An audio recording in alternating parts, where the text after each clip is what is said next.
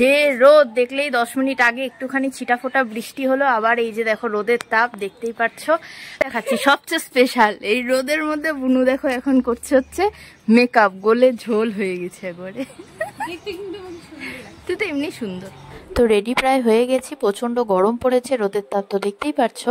আর এখন যাব হচ্ছে জ্যাঠা শ্বশুরের মেয়ে মানে আমার ননদের সাধের অনুষ্ঠানে, শ্বশুরবাড়িতে সেই অনুষ্ঠানটা হবে, তাই আর কি এই যে একটা শাড়ি নিয়েছি আর আলতা সিঁদুর একটা পান নিয়ে যাচ্ছি।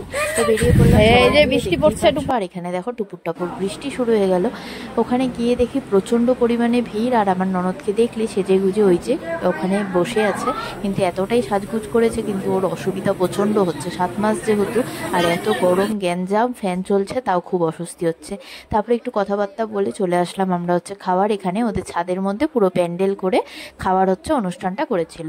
তো অনেকে এসেছিল, আর খেতে খেতে দেখি এমন পুরো কমপ্লিট হয়ে গেছে। আর এই যে খাওয়া দাওয়ার পরে হয়েছে, এখন হচ্ছে যাই হোক এখন হচ্ছে যাওয়ার পালা। আমি তো একটাই ছাতি এনেছি, কোনো ছাতি তো আনিস নি, তাহলে একটাই ছাতি এনেছি, এখন অল্প অল্প কম আছে। বলে অনুষ্ঠান বাড়ির থেকে বেরোলাম, চলো বাবা চলো চলো। আর এই বেরোনোর সময় হচ্ছে এই যে বৃষ্টি শুরু হয়ে গেছে, একটাই ছাতা এনেছি আমি আর ডুববো, এই যে যাচ্ছি, এই যে দুধের বোতল হাতে।